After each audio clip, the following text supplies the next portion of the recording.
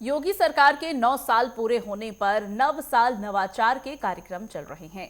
इन 9 सालों में खेल के क्षेत्र में कितना बदला यूपी, इसको लेकर नेटवर्क 10 के स्टेट हेड राघवेंद्र प्रताप सिंह ने उत्तर प्रदेश के खेल निदेशक डॉक्टर आरपी सिंह से खास बातचीत की है। क्या कुछ इस दौरान बताया, आपको भी सुनाते हैं। हमसे बातचीत करने के लिए उत्तर प्रदेश के खेल निदेशक डॉक्टर आरपी सिंह जी हैं। सर, नवाचार के 9 साल योगी सरकार मना रही है। अगर खेल विभाग की बात करें तो इस 9 सालों में आपके विभाग की, खेल विभाग की क्या उपलब्धियां रही हैं? देखिए, मुझे बहुत हर्ष के साथ अवगत कराना पड़ रहा है कि 9 वर्षों में अगर स्वर्णिम अवसर देखा जाए या स्वर्णिम कार्यकाल देखा जाए खेल के हित में, तो 9 वर्षों में बहुत बड़े बड़े कार्य हुए हैं। जैसे कि सबसे पहले स्पोर्ट्स विश्वविद्यालय, आप सब जानते हैं कि दादा ध्यानचंद के नाम, जो विश्वविख्यात खिलाड़ी थे हॉकी के, उनके नाम से प्रदेश सरकार ने पहली खेल विश्वविद्यालय की स्थापना मेरठ में किया।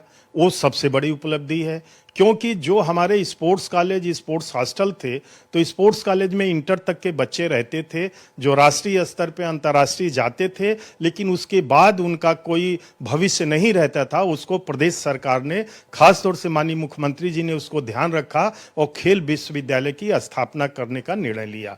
आप सब जानते हैं कि 2021 में इसकी शिलान्यास हुआ और पहला सत्र भी शुरू हो गया है।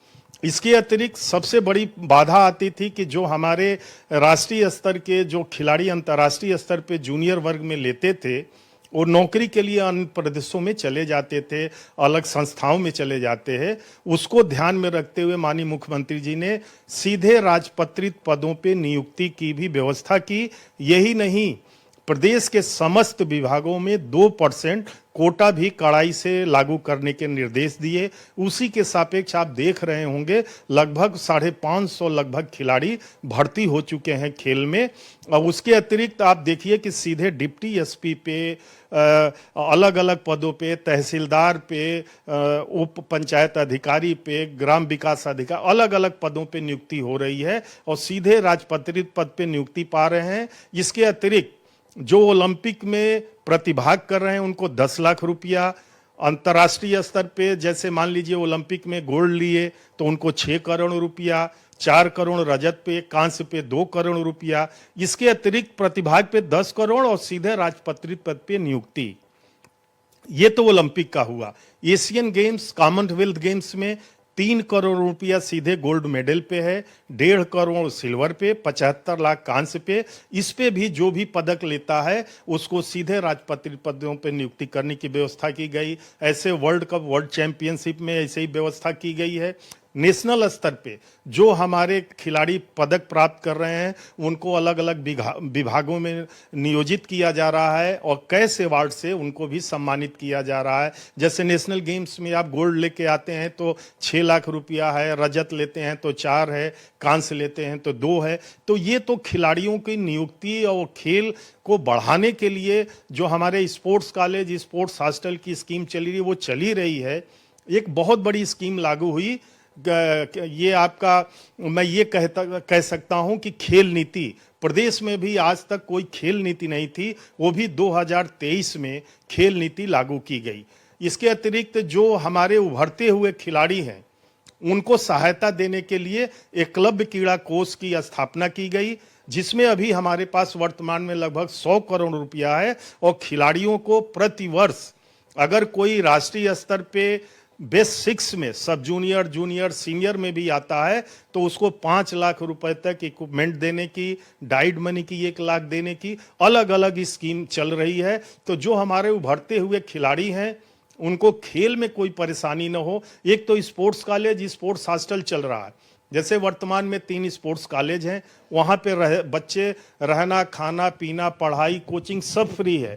स्पोर्ट्स हॉस्टल में भी वही स्कीम है और माननीय मुख्यमंत्री जी ने जो डाइट मनी थी उसको भी 250 से सीधे 375 रुपए किया, वो भी खिलाड़ियों को मिल रहा है। इसके अतिरिक्त आप देखेंगे कि हमारे यहाँ जो थोड़ा स्पोर्ट्स अफसर की और कोचेज की कमी थी, वो भी 100 पदों की भी माननीय मुख्यमंत्री जी ने घोषणा की। अब उसकी भी नियुक्ति की प्रक्रिया शुरू हो गई है। तो मैं ये कह सकता हूं कि खिलाड़ी के लिए सबसे अच्छा सुनहरा मौका है आप खेलिए, स्वस्थ रहिए, पदक लीजिए, अपने देश प्रदेश का, राष्ट्र का नाम रोशन करिए, राजपत्रित पद पे नियुक्ति लीजिए, कैसे अवार्ड लीजिए। इससे अच्छा मौका उत्तर प्रदेश के लिए और क्या उभरते हुए खिलाड़ियों के लिए क्या हो सकता है। इसके अतिरिक्त बहुत सी स्कीमें हैं जो बहुत लंबी है, बहुत लंबा काम हुआ है, और नए नए स्पोर्ट्स कॉलेज का गठन हो रहा है, 3 हमारे निर्माणाधीन है, और अभी माननीय मुख्यमंत्री जी ने घोषणा की है कि प्रदेश के समस्त मंडल, जैसे हमारे वर्तमान में 18 मंडल हैं, 18 मंडल में एक एक स्पोर्ट्स कॉलेज की स्थापना की जाएगी। तो आने वाले दिनों में देखेंगे कि बहुत से खिलाड़ी और खेल के प्रति आकर्षित होंगे और उनको नई नई खेल की बारीकियां सिखाई जाएंगी, जिससे कि आने वाले दिनों में वो हमारे प्रदेश और देश का नाम रोशन करेंगे। एक और बहुत अच्छी स्कीम आई कि जो हमारे पुराने खिलाड़ी हैं, जिन्होंने Asian games, world cup, Olympic, Commonwealth में उत्तर प्रदेश की तरफ से या देश के कहीं के भी हों प्रतिभाग किए हैं, वो अगर अपनी सेवाएं कोचिंग के रूप में हमारे उभरते हुए खिलाड़ियों को देना चाहते हैं तो 1.5 लाख रुपए प्रति माह की दर से उनको भी एक मानदेय के रूप में दिया जा रहा है। ये भी बहुत बड़ी स्कीम है। तो मैं ये कह सकता हूं, खेल अवस्थापनाओं का निर्माण बहुत ही उच्च स्तर पे हो रहा है। बहुत से अंतर्राष्ट्रीय स्तर के लिए हमारे जो सिंथेटिक रनिंग ट्रैक है, हॉकी फील्ड है, जो पहले सिंथेटिक रनिंग ट्रैक एक हुआ करता था, वर्तमान में हमारे पास 7 निर्माण हो चुका है, 6 निर्माणाधीन है। हॉकी के टर्फ लगभग 17 हमारे हो चुके हैं। तो ऐसे देखेंगे, टेनिस कोर्ट है, बहुउद्देशीय हॉल है। वर्तमान में हमारे पास 84 जो शहरों में, चूंकि खेल विभाग शहरों में ही है, तो 84 हमारे स्टेडियम का निर्माण हो चुका है, 39 स्विमिंग पूल का निर्माण हो चुका है।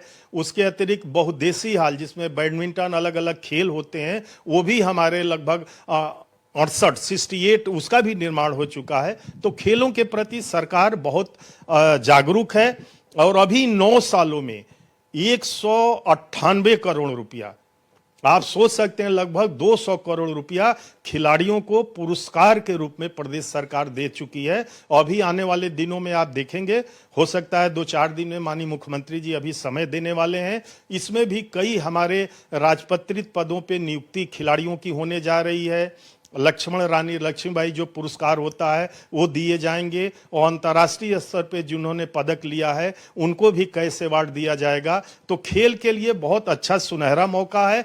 9 साल में प्रदेश सरकार ने खेलों के विकास के लिए बहुत काम किया है। मैं यही कहता हूं कि ऐसे ही माननीय मुख्यमंत्री जी की खेल विभाग पे नजरें रहीं तो आने वाले दिनों में आप देखेंगे कि खेल विभाग और खिलाड़ी बहुत उन्नति के पथ पे अग्रसर होंगे और प्रदेश और देश के लिए सर्वाधिक मेडल प्राप्त करेंगे। मिशन रोजगार के तहत सीएम योगी आदित्यनाथ 24 तारीख को लोक भवन में खेल विभाग के खिलाड़ियों को भी राजपत्रित अधिकारी के रूप में या अन्य पदों पर नियुक्ति पत्र देने वाले हैं। कार्यक्रम को लेकर के क्या तैयारियां हैं? देखिए, कार्यक्रम हम लोगों ने तैयार कर लिया है, और जैसे खेल में हमने आपको बताया कि खेलिए, खेल के साथ साथ आप स्वस्थ रहते हैं, पदक अर्जित करते हैं तो नगद पुरस्कार मिल रहा है, सीधे नौकरी मिल रही है, रोजगार मिल रहा है, और आपको नेम फेम और स्वस्थ सब कुछ मिल रहा है। तो आने वाले दिनों में आप देखेंगे कि बहुत अच्छा प्रोग्राम माननीय मुख्यमंत्री जी के निर्देशन में होगा, जिसमें कि खेल और खिलाड़ियों के लिए बहुत सी ऐसी घोषणाएं हैं जो वो करेंगे, और खिलाड़ियों को हमेशा उनका स्नेह प्राप्त होता रहा है। मैं उम्मीद करता हूं कि आने वाले दिनों में बहुत अच्छा खिलाड़ियों को प्रोत्साहन मिलेगा। बहुत बहुत धन्यवाद सर। ये थे उत्तर प्रदेश के खेल निदेशक डॉक्टर आरपी सिंह जी, जिनका कहना है कि मुख्यमंत्री योगी आदित्यनाथ के हाथों और भी एक बड़ा कार्यक्रम आपको देखने को मिलेगा, जहां पे प्रदेश के खिलाड़ियों को नियुक्ति पत्र देते हुए सीएम योगी आदित्यनाथ देखे जाएंगे। वहीं डॉक्टर आरपी सिंह जी ने कहा कि अगर हम खेल विश्वविद्यालय की बात कर लें या पुरस्कारों की बात कर लें या उनको नौकरी देने की बात कर लें, उत्तर प्रदेश के लिए स्वर्णिम काल चल रहा है। आप खेलिए, स्वस्थ भी रहिए, नगद पुरस्कार भी जीतिए और राजपत्रित अधिकारी भी बनिए। वीडियो जर्नलिस्ट दिलीप के साथ मैं राघवेंद्र प्रताप सिंह, नेटवर्क 10 लखनऊ।